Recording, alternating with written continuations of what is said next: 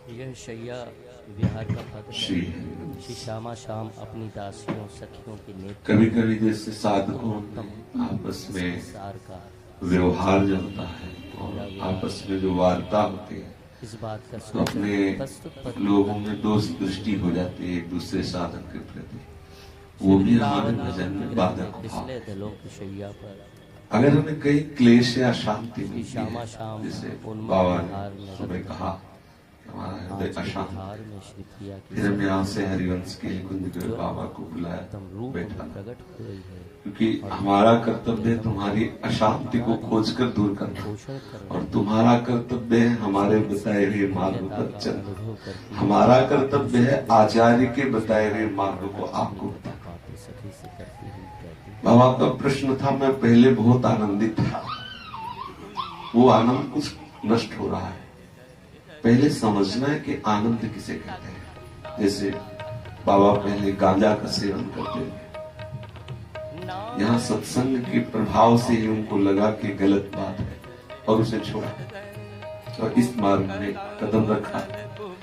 ये जो गांजा का आनंद है, जो भांग का आनंद है, वो भगवद आनंद नहीं, वो रजोगुणी आनंद है। कहीं भी इस आनंद की चर्चा नहीं की गई, चाहे उपनिषद उठा के देखो, चाहे पुराण उठा, कहीं किसी विवेकानंद की चर्चा भी क्या। अरे लोक परलोक जितने भी बने हुए हैं सब माया कृष्ण, कहीं आनंद है ही नहीं।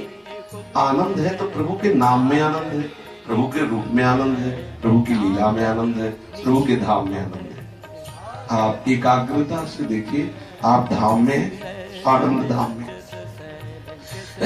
इसे आनंद धाम कहते हैं। वैसे बनारस को भी आनंद धाम कहते हैं। सानंद मानंद बने विषंतम आनंद कंदम हृत पापवृंदम वाराणसी नाथ मनाथ नाथम श्री विश्वनाथम शरणम प्रपद्ये।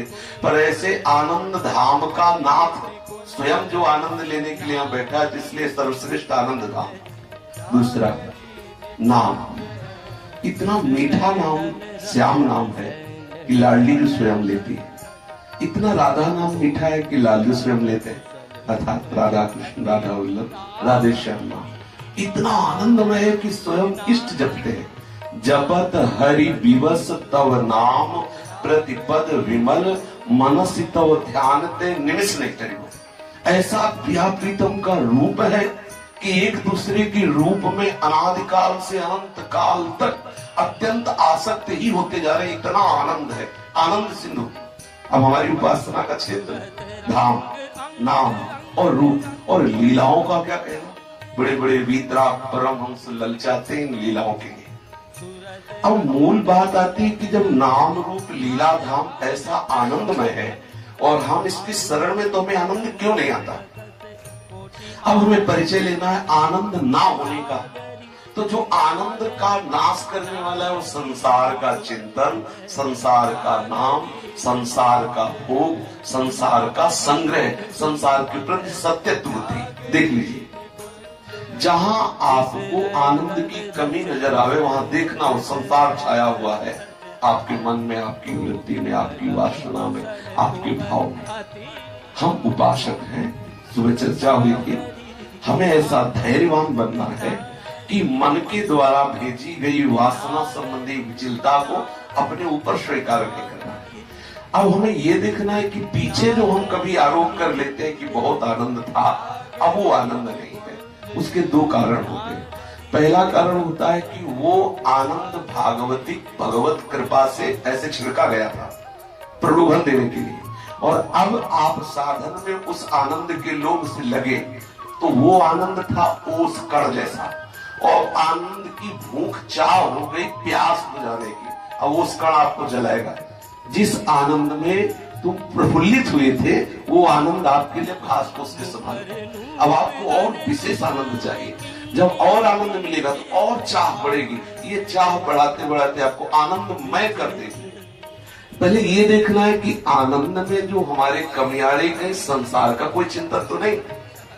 अगर है तो तत्काल उसका निराकरण कर लो, तत्काल उसको हटा दो। और अगर कहीं लगता है कि भागवतिक तरफ है, प्रभु की तरफ है, तो प्रश्न करने की जरूरत नहीं है। ये भजन का फल है भूख बढ़ना, आनंद की चाह बढ़ना, आनंद के लिए खिन्नता आना, आनंद के लिए उदासीनता आनंद, और ये शिकायत नहीं है, ये सद्गुण है।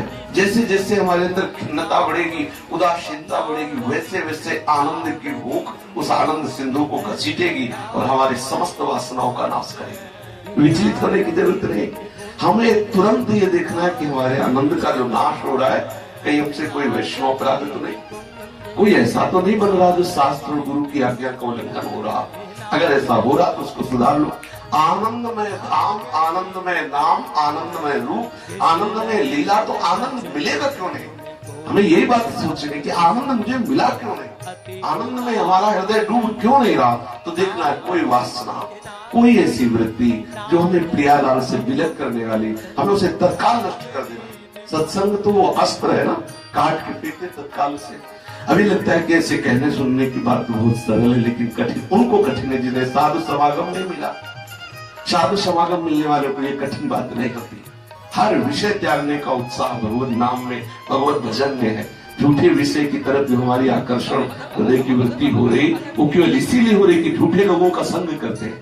अगर हम सच्चे संतों का संग करें, हरिराम व्यास जी ने एक पद में कहा, निष्काम हुए जो श्याम ही गाओ, साचे साचे साधुन में तुम साचे साधु कहाओ, निष्काम हुए जो श्याम ही गाओ। बोले सिंह की शरण में आने पर जैसे सियार का भय नहीं रहता, ऐसे संतों की शरण में आने पर संसार का भय का नाश हो जाता है। यदि हम भगवत धाम में, भगवत नाम में, भगवत उपासना में है, तो बस हमें खोज लेना चाहिए कि हमारे आनंद के नाश करने वाली वृत्ति है संसार, आनंद के नाश करने वाली वृत्ति है आज्ञा का उल्लंघन, आनंद के नाश करने वाली वृत्ति भगवत विमुक्ता। इसी को मिटाना हमारी साधना।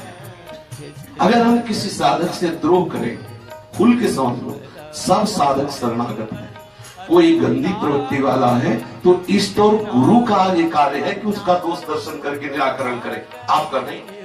आप बहुत से बहुत सहानुभूति करके वो बात हम तक पहुंचा सकते हो। अगर उससे द्रोह करोगे, उस पर हे भाव करोगे, वो भाव तुम्हारे भाव को नष्ट कर देगा।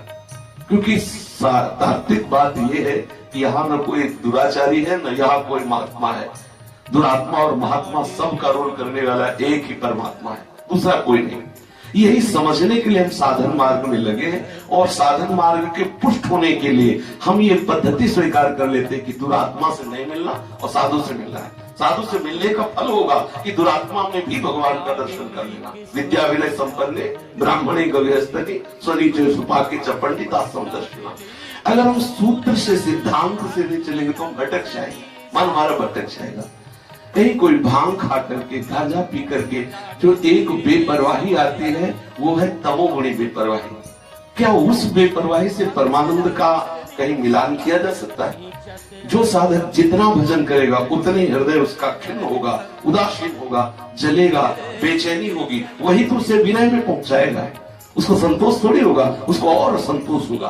अगर आप ठीक सत्संग नहीं समझ पा रहे तो उसी समय आपको लगेगा जैसे जैसे मैं वाणी पाठ, धाम वास, नाम जप और उपासना में लगा हूं, वैसे वैसे मुझे खिन्नता क्यों हो रही। पहले तो बड़ा आनंद था, पहले आनंद का परिचय ही नहीं मिला था, अब आनंद में पहुंच रहे हैं तो आनंद के बाद जो वासना वृत्ति है उसका नाश हो रहा है।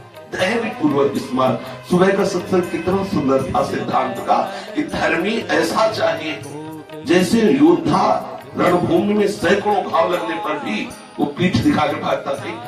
धर्मी ऐसा चाहिए जैसे पवन का झकझोर प्रवाह तूफान उठता है, लेकिन वो पहाड़ कभी हिलता नहीं है, पहाड़ अपनी जगह। ऐसे पहाड़ की तरह निष्ठा वाला होना चाहिए उपासक, योद्धा की तरह होना चाहिए। ये छोटी मोटी वृत्ति बिगड़ गई तो हम विकल हो जाए, परेशान हो जाए, ऐसा नहीं। सदैव एकांत का सेवन। किसी भी साधक के प्रति यदि हमारा प्रतिकूल भाव आ रहा है तो सबसे पहले उसमें भगवत भाव करें, और यदि कहीं ऐसा लगता है कि हमारे भजन में बड़ी बाधा हो रही तो हम जिनके सानिध्य में वहां तक हम बात पहुंचा दें, और नहीं ये मान ले कि भगवान ने कृपा करके हम कोई परिस्थिति दी है पुष्ट होने के लिए। सच्ची मानिए